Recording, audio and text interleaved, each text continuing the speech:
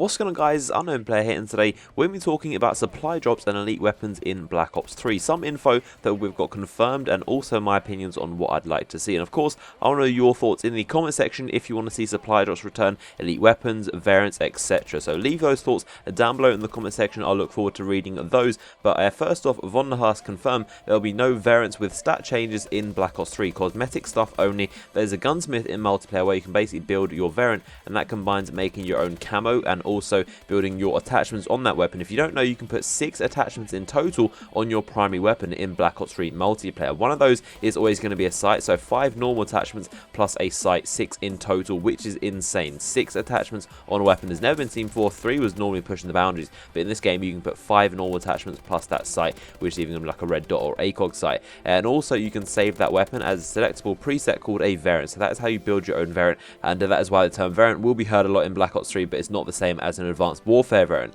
And also, supply drop loot system has been confirmed to not be returning in Black Ops 3. This was confirmed by a Treyarch to some members of the press, and they said supply drop loot system will not return in Black Ops 3, and that's pretty much it. There will be no variants and there will be no supply drops in Black Ops 3, and of course this is all subject to change. They could bring in something similar. Maybe it's not called the same thing, maybe it doesn't work in the same way, but there could be still similar kind of like systems that go on in Black Ops 3 that aren't necessarily the exact same thing. And of course it's still early days, things could change and things could be announced and added in later down the line. This is still kind of like a very kind of bare bones version of the game that we're hearing about, and of course this is all could be changed in the future. There could be some similar system which is added in. Now I personally think that variants do have their advantages and disadvantages. I think I could live without them. I wouldn't really mind if they're not in Black Ops 3. I think they have their good and their bad points, being of course it's good for you when you get to use a weapon like the Obsidian Steed or like the Insanity with that insane like close range damage which just melts people. It's cool when you get to use it, but going against people is not exactly that fun, and they do have advantages kind of like when you're using a weapon versus someone who's using the base version of that weapon. I liked it also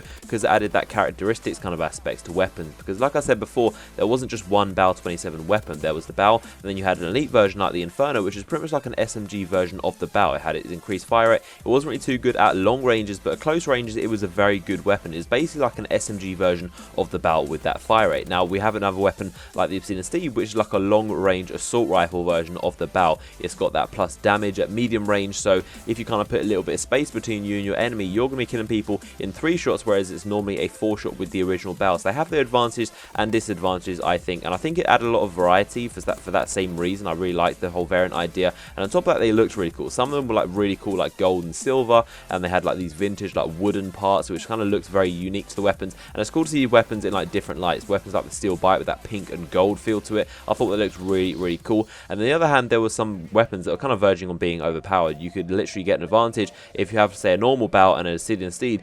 Considering you're both kind of like similar skilled players and you're both accurate, 9 times out of 10 the Obsidian Steed is going to win out that gunfight. And the same goes for the Insanity, the Speakeasy, the Strider, the Steel Bite. All of those weapons kind of go in the same boat because they all deal very high damage, and normally they'll always outgun the person with the base variant of that weapon. And of course there's also that pay to win element that comes into play, because if I spend £1,000 on advanced supply drops, eventually I'm going to have more elite weapons than the average player, and again I'll have more chances of beating those average players which don't have those elite variants. And again, luck is a big part to play. Of course I could get lucky and just get an Obsidian Steed, or someone who's never even bought an advanced supply drop, open their first supply drop ever, they could get an Obsidian Steed and they can be set pretty much for the rest of the game. And so it's definitely down to luck. Luck is definitely a very big thing about it, and I think for that reason I'd like to see supply drops added, but maybe they don't have variants which have positives or negatives or actual have effects in game. Maybe they're only cosmetics. I would love to see supply drops made with only cosmetic items like armor sets and weapon attachments, maybe just like random loot, that kind of random element of opening a crate. You never know what you're going to get, you get something completely rare. I think that's a very good aspect to have in a game.